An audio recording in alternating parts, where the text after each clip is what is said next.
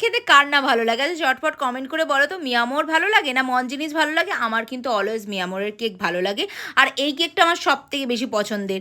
আবার চা দিয়ে খেতে না একটু বেশিই ভালো লাগে। ছুটির বাজার ছিল তাই আজকে বাড়িতে হয়েছিল চিকেন আর তার সাথে রাইস। এটা আমার সবথেকে পছন্দের একটা খাবার। বিরিয়ানি তো সবসময়ই ভালো লাগে কিন্তু এই কম্বোটা আমার বেশি ভালো লাগে।